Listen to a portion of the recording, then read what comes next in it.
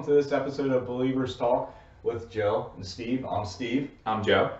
In this episode, we're going to talk about the Bills' free agents that they have coming up this year. Free agency talk. Yep. We're going to talk about the different types of free agency and the franchise tag and the tenders for the different types of free agents that we have. Yeah, just some more information. So for those who don't understand what the franchise tag and all that kind of information is, free agency, what it means, we want to give you that information, and then we'll go over Bills players who are currently in free agency. We'll tell you if we think they should keep a player or get rid of them. Yeah, let them go. Okay, to start off, everybody probably knows the franchise tag. Yeah. We think everyone knows what franchise tag is. It's a player the team wants to keep. Yep. They want to try to work out a long-term deal. They don't want them to hit the market. Right. So they tag them. They have from I think about 10 days, 15 days to sign them. It's usually from February 20th to March 6th. Okay. So about 15 days. Yep. They can tag them.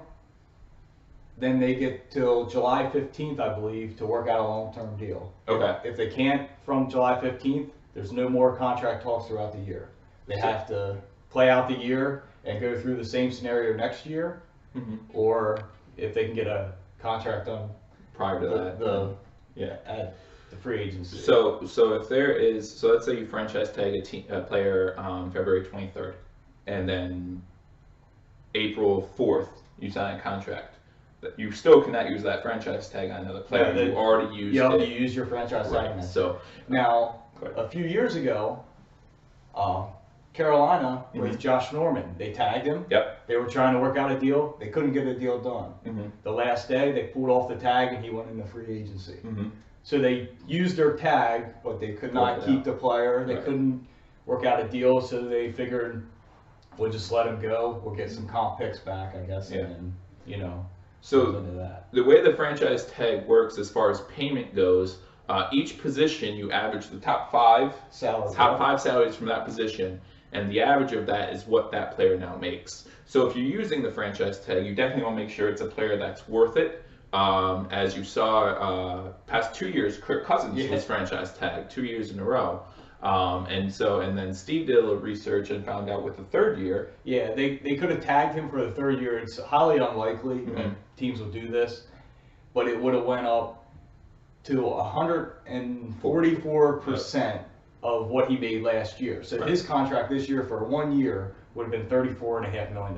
That's all guaranteed. Yeah, that's all guaranteed. When you sign a franchise tag, your contract's guaranteed for the year, whether they get injured or whatever. But that's fully guaranteed. Guaranteed money. So as far as Bills players go, if you look at our free agents, which we'll tell you about, Steve nor I think we should actually even use the franchise tag.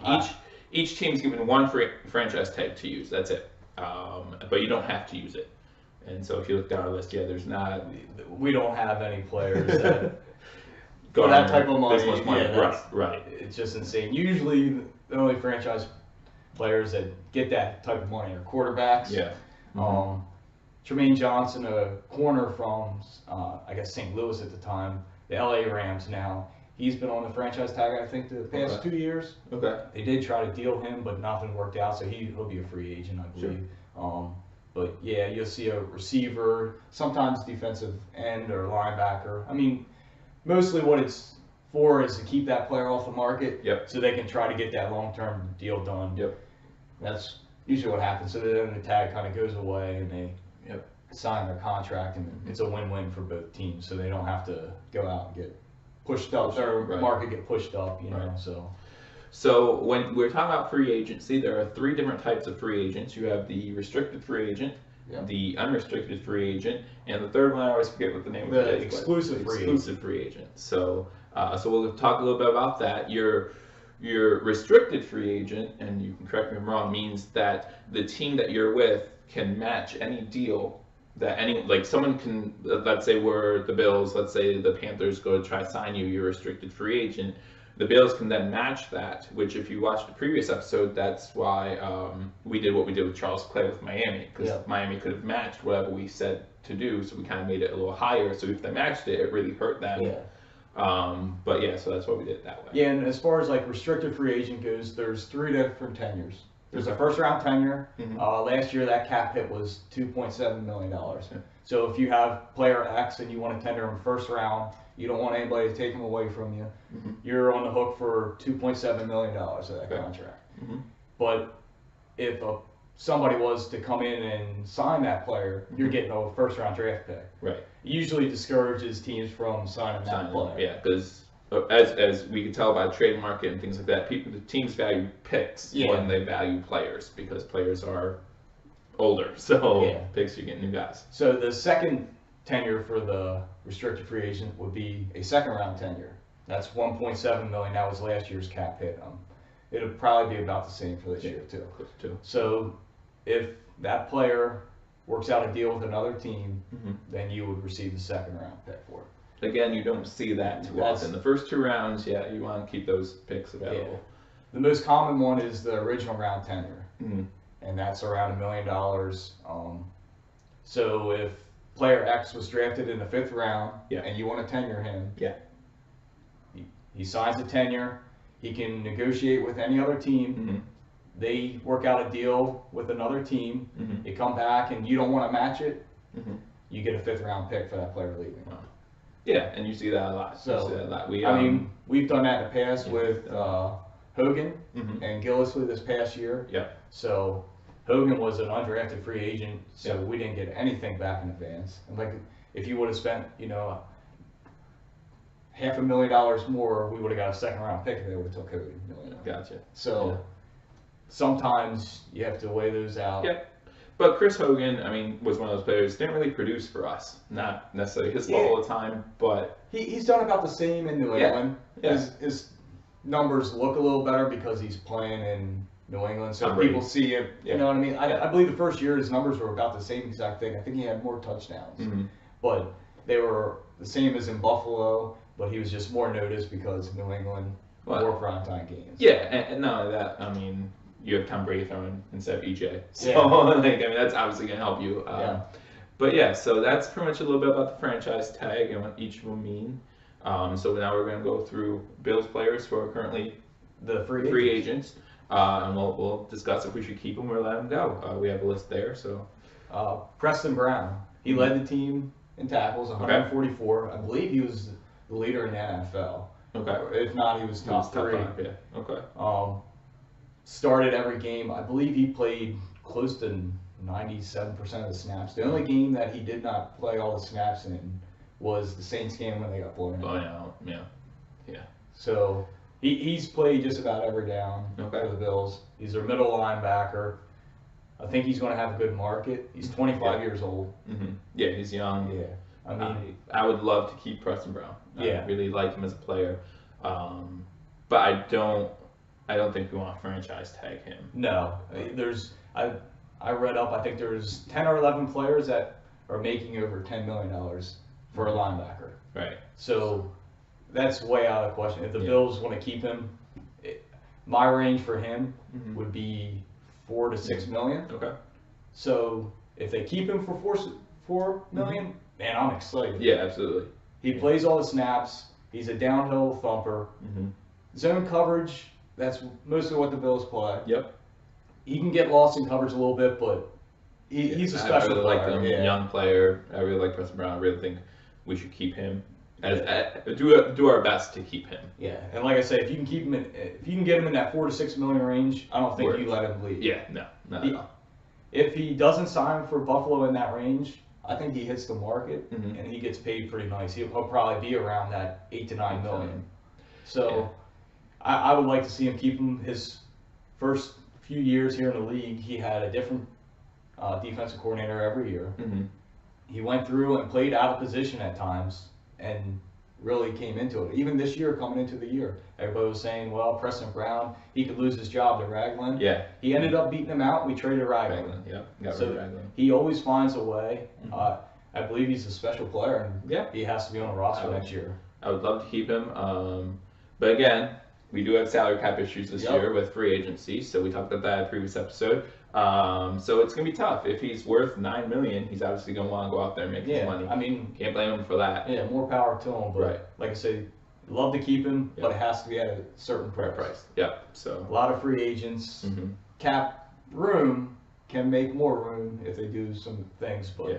gotta keep to the cap. Right, right. And the one thing I like about Bean so far is he seems to be a smart guy, so he knows his stuff. So yeah, he's working it for the long term to help them out. Right. Next on the list is Traveris Cadet.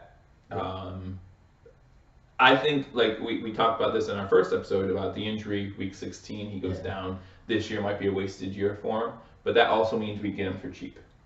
Jonathan Williams, I don't know why we cut him. I still don't know why we cut him. Maybe it's because of the way Cadet played, in the preseason. But well, they wanted Cadet in free agency last year. Yeah.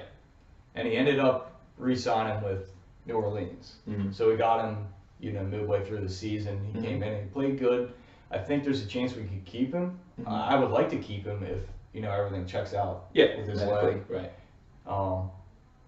Maybe they sign him to a 2-year deal, something small, and then put him on IR for the first year, so that really won't affect the cap. Right. So maybe they could do that, or just move on because of the injury. Yeah. Or when he gets healthy midway through the year or something, bring him back in and try to sign him then. Yeah, I mean, these are one of those players, Cadet, where if I saw him go, it wouldn't be devastating. Like Preston Brown, I see him go, I'm going to be upset. I'm going to be probably physically sick. But with Traveris Cadet, I mean, he seemed like he brought a spark to the team at certain times last year. But if we saw him go, there are plenty of running backs on the market who can do that. Yeah. And we might be looking, with McCoy getting up in age, we might be looking for that constant third down back now. So we'll see. And I believe that's an area of need that we'll address in the draft. Yeah. There's a few, when we do our draft special, there's a few running backs that I like in the draft. So. And the running back class is really deep this year. Yeah. Really deep. So we could get 1, 4th, 5th round. So yeah, I wouldn't be surprised if we went that route either. Yeah. So the next one would be E.J. Gaines, which we got him from a trade from. Yeah, from the Rams. I keep wanting to say St. Louis, but it's LA Rams. LA Rams, yeah. We also got a 2nd round pick with him. Yeah. For Watkins. Yeah, and he played, when he was on the field, he played well. I really liked him a lot, actually. They were 8-4 when he was on the field. Yep. And 1-3 when he was off. Mm-hmm. So he only had 1 interception, had a couple dropped interceptions, but overall I really liked him. He fit the scheme really nice. Yeah. I really liked him. Keeping him would be great. But again, he might be someone who's looking for a lot more money than we might be willing to spend on him. I'd love to keep him, but I heard that his range is around the $10 million, and I just don't see the Bills paying that. With, as of right now, they have $29 million in cap space. Yeah.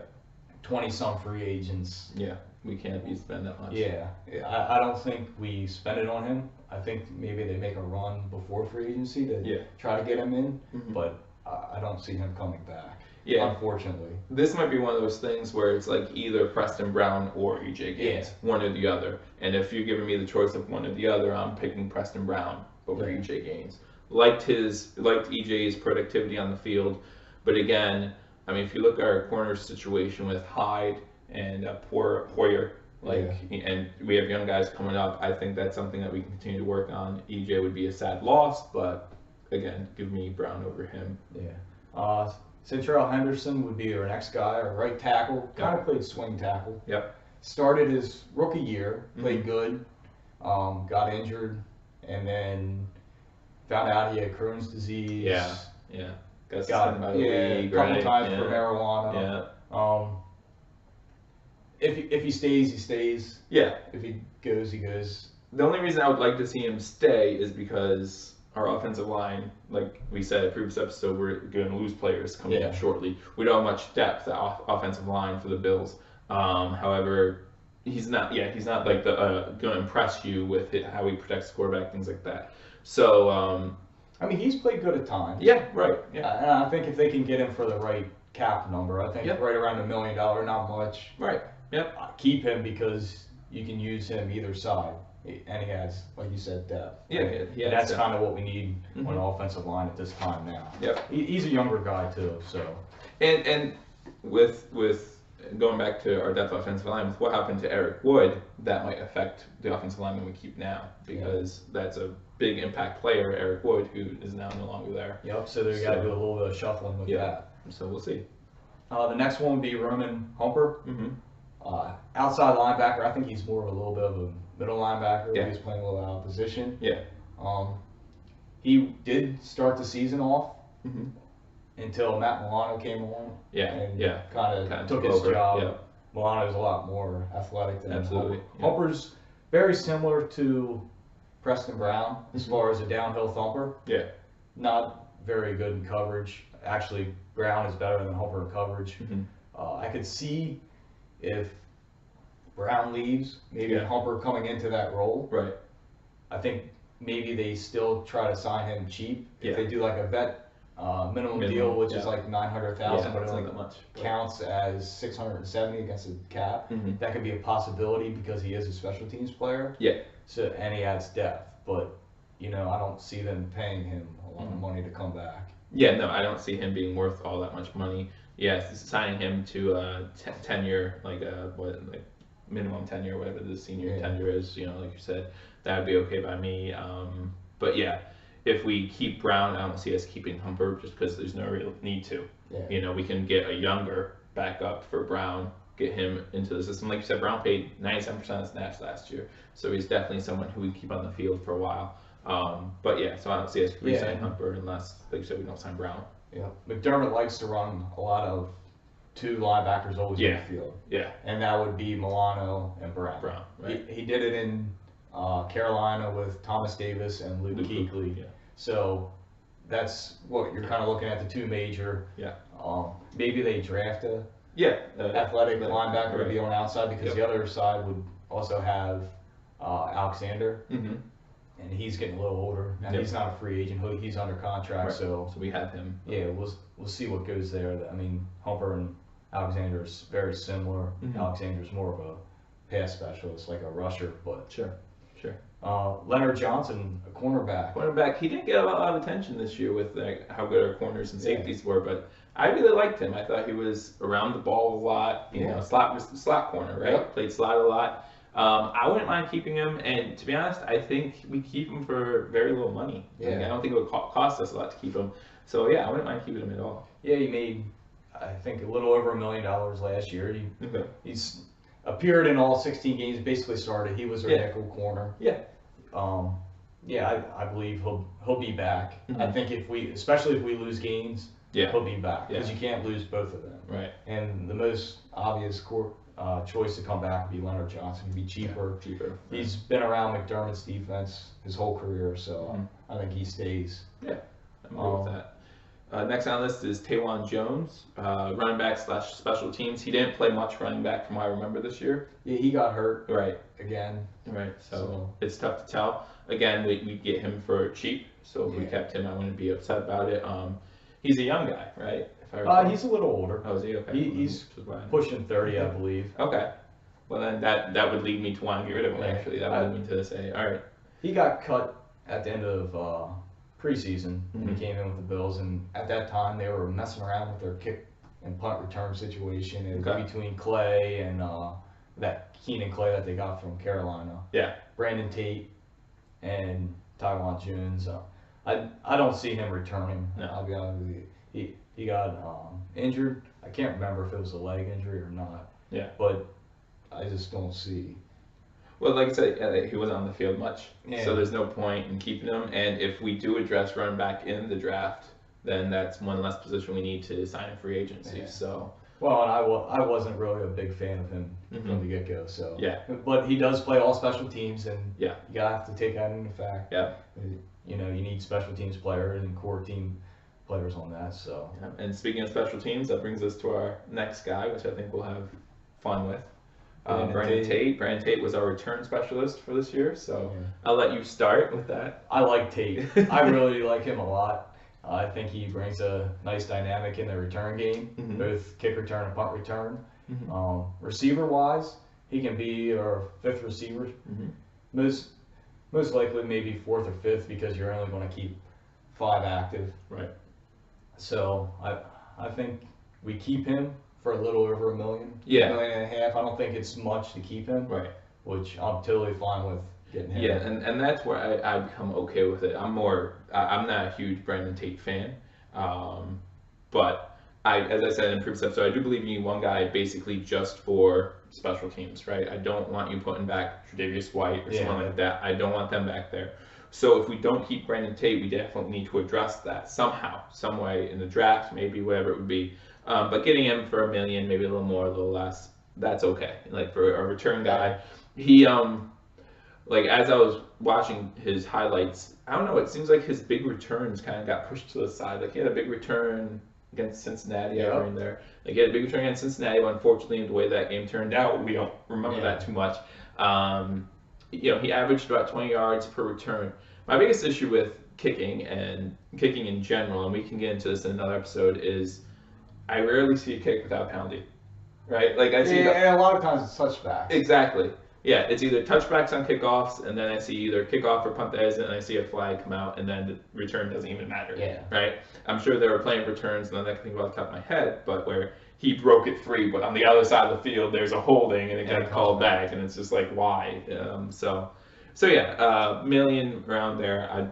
I'm okay with keeping him for that. With our salary cap situation, again, I want to see us do something with the special teams, as long as we have someone back there. And so, yeah, I'm not as big a fan of Brandon Tate as you are. If we dropped him, I would not be upset. But at the same time, for that number, what else are you going to get? Yeah. So. And it might be forgotten the Saints game, or not the Saints game, the Buccaneers game. He had a nice catch underneath on a third down where they had to get a first down, and he got it. And you see the whole sideline going crazy. Yeah. I can't remember if it was the Buccaneers or maybe it might have been the Miami game. I can't remember which exact game it is, but yeah. The whole sideline goes crazy. Like, they swarm. I remember the announcers thinking there was a fight going on. And they're like, no, they're just celebrating. So then that kind of like sealed the game for him. Yeah. So, you know, he can play receiver. Yeah. He's more of a spot receiver. Right. Because of his speed, and he's a smaller guy. But I think he'd be a nice addition to keep to the roster. Jordan Matthews, wide receiver we traded for this year. Ronald Darby, we got Matthews and a third rounder. Yeah. I don't see Matthews coming back. No. I think he's going to get too much. I think he's going to be in that $8 to $10 million range, and Bills just can't pay him. Yeah, I mean, unfortunately, due to circumstances with his injuries and things like that, like he wasn't on the field all that much, so we don't even know what we got. I believe you told me this, and I completely agree that that trade was more for the picks anyway, not necessarily for Jordan Matthews.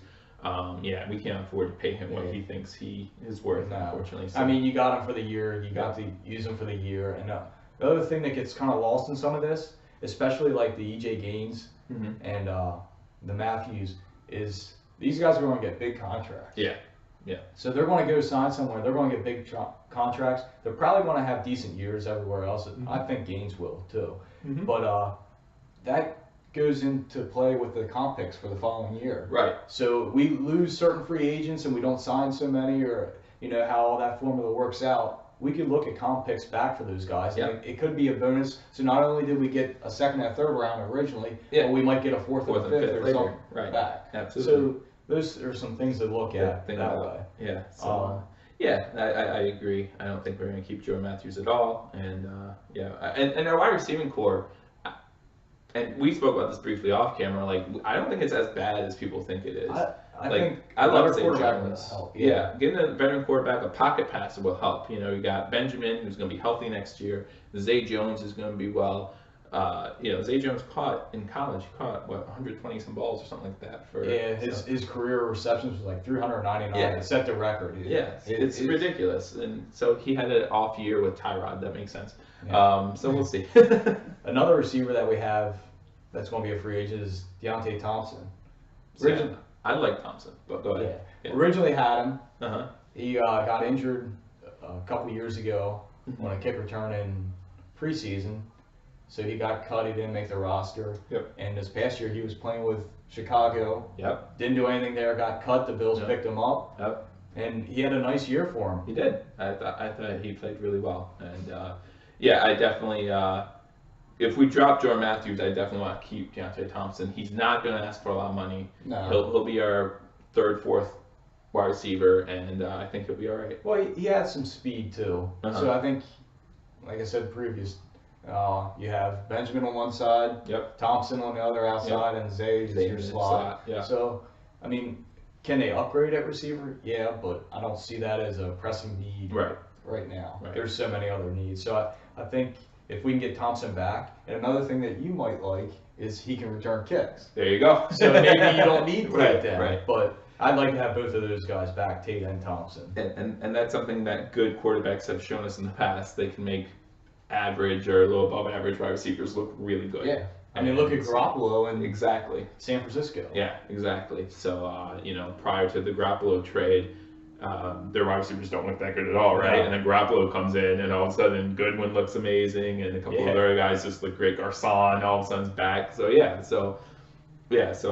again, if you watch the previous episode, I don't know where I sat on Tyrod necessarily, but this would be a good place where having a pocket passer is really nice. I think it would help our receiving core Yeah. in general. Yeah. Not just one, but all of them. Right.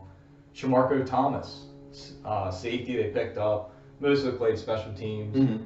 Kind of back up for him. If he stays, he stays. Yeah. I think they sign him for a league minimum.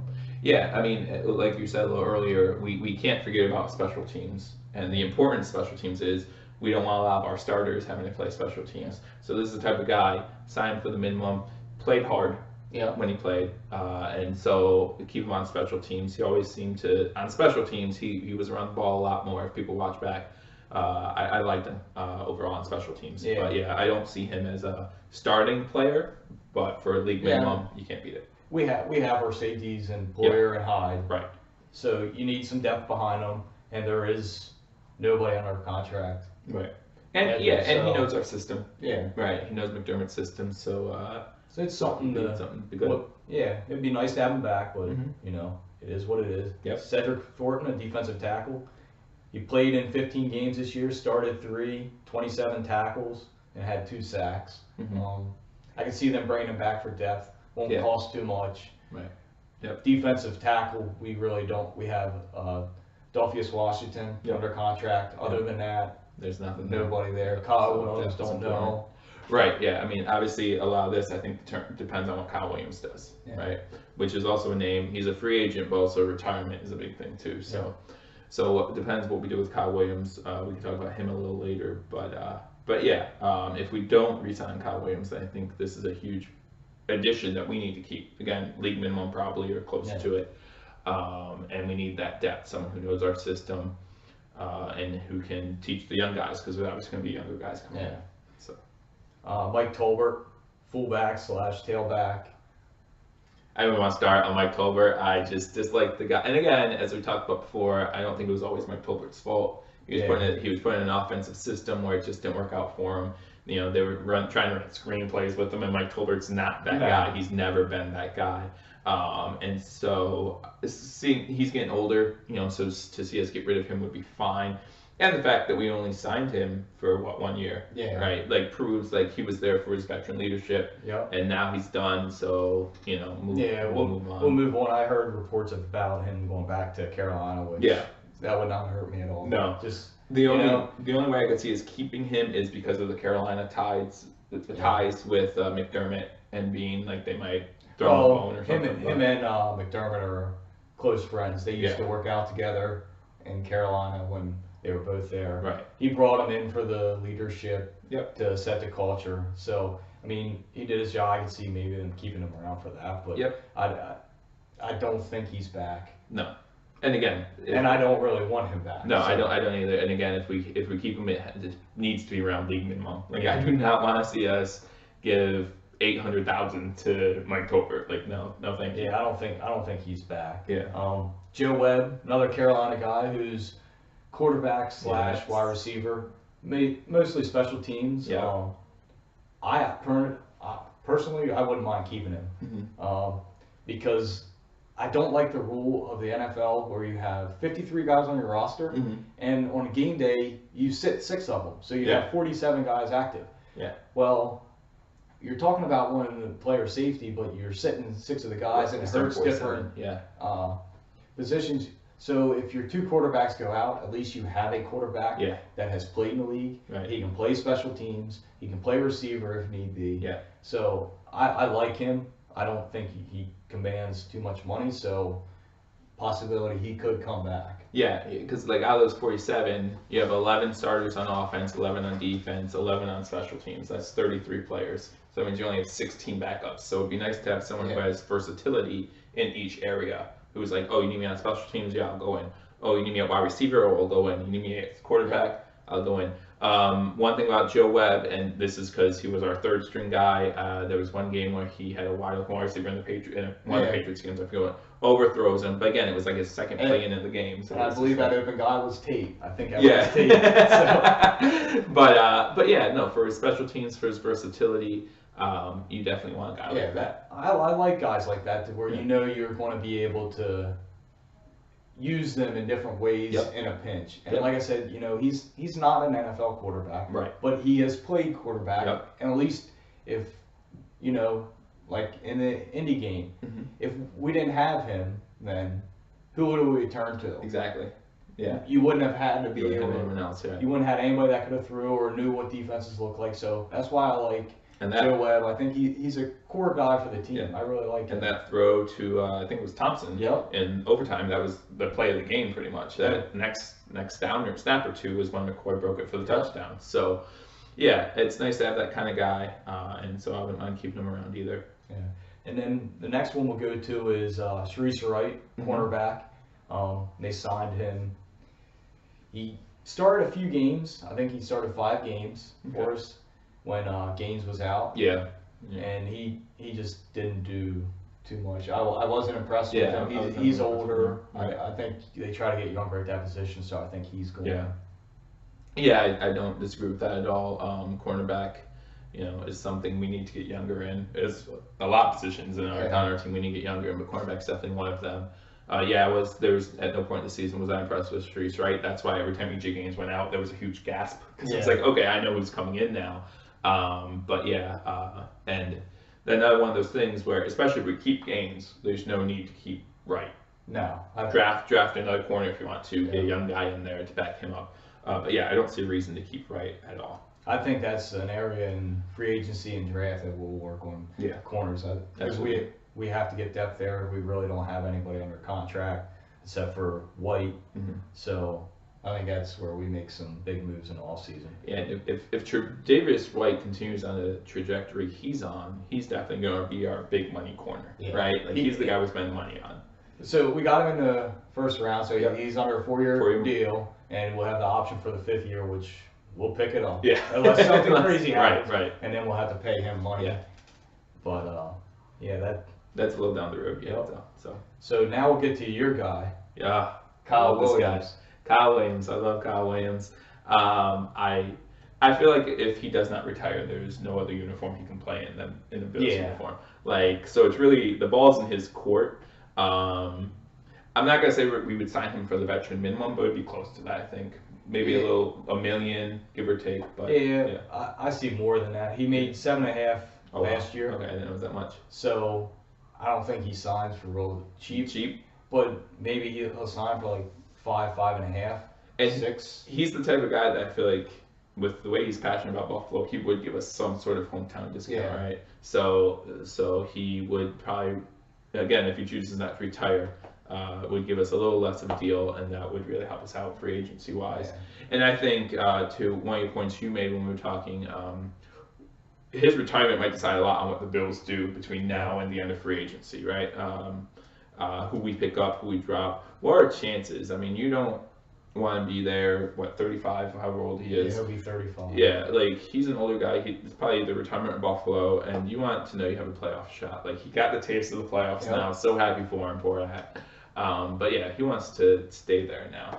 And I feel like if he feels like he can help Buffalo get over that hump, then he will definitely stay. Yeah, I think he'll stay one more year. I think that's of reading and hearing, kind of like when the players did their clean out, clean out. I think they think he'll stay one more year.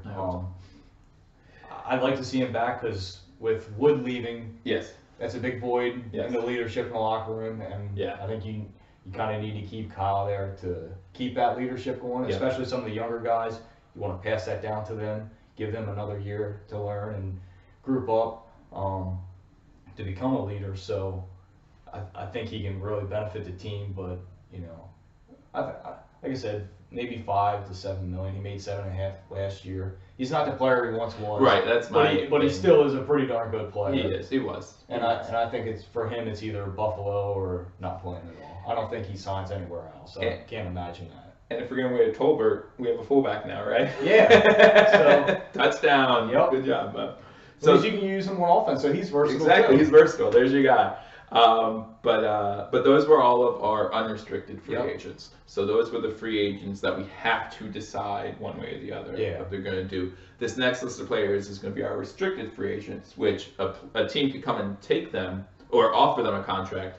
But if no team comes and offers them a contract, they're staying in Buffalo. Yeah, we have to tenure them. Right. And then, if we don't tenure them, they become unrestricted. Okay. So if we want to tenure any of them, which I can see 2 of them that we would do that to. Mm-hmm. Yeah. But so we're basically the ball's in our court if we want to keep them. Mm-hmm. If not, best of luck to you. Right. Move on. Right. First one would be wide receiver Jeremy Butler. Mm-hmm. He didn't play this year. He was on IR. Mm-hmm. He was basically one of those guys that was signed in the preseason, kind of future deal. Yeah, like we talked about a little earlier. Mm-hmm. And he probably would have been cut if he didn't he got a concussion. They put him on IR, and that's where he stayed for the year. Yeah. I don't see him coming back. The fact that they kept him on IR for the year kind of tells the story, right? Like he had a concussion. I'm not sure if that would have kept him out for the whole year. I'm not sure how severe the concussion was, but yeah, I don't see him coming back either.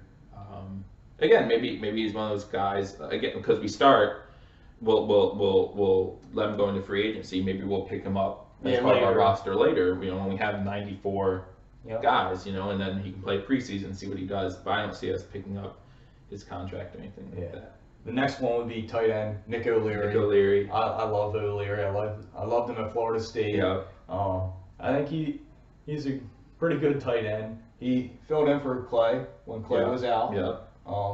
We used 2 tight ends quite a bit this past year. I don't know how it'll be with Duvall. Yeah. But we'll see how that goes. I think O'Leary does come back. I think they probably tenure him. Yeah. And I don't know if they work out a long-term deal with him, but I think they tenure him and he comes back. I believe he will come back.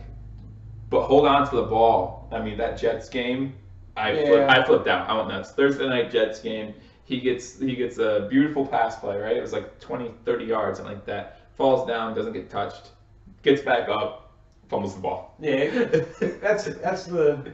But that's the only play I remember where he fumbled too. So I mean, Well, because in college, they go down, You're down. Right. They don't think about it, and sometimes players they feel like they were touched. Right. And then they get up and upset with themselves, and that's kind of what happened. He was upset and didn't realize it. So, one mistake. Yeah. I mean, I like his play overall. I do. I really do. No, I really like Nick O'Leary a lot. And I think hope he stays. I think too, if we go to move on from Clay at some point, I think he could be a young guy. So. And your notes, he's the grandson of Jack Nicklaus, right? I mean, come on, you can't let Jack's a Bills fan now, so let's do it. The next one would be tight end Logan Thomas. He came into the league as a quarterback from Virginia Tech. Right.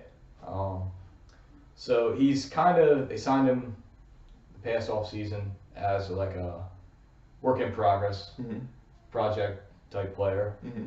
He played a little bit this year. He didn't do too much. I think he had like 7 catches for 67 yards or something like that. Okay. Something small. Yep. Didn't do too much. Big guy. So maybe I see them keeping him around. Maybe they don't tenure him. Maybe they just, sign him later to a smaller deal. Smaller deal, sure. But I know there was some interest in him before because he was on the Giants practice squad, and that's how we signed him. We signed him away from the Giants. So. Okay. Yeah, and one thing that's always tricky about tight ends, and I didn't watch any film on Logan Thomas, so I don't know for sure. Sometimes the numbers don't tell the whole story. Yeah. Because you want a tight end who's in there just primarily for blocking. You want your blocking tight end. He's not that guy. But yeah, I mean, Charles Clay's not that guy. I don't think Charles Clay's that great of a blocker. Nick O'Leary, again, I didn't watch too much of his blocking techniques. I think he's probably the best blocker of our tight ends. Okay.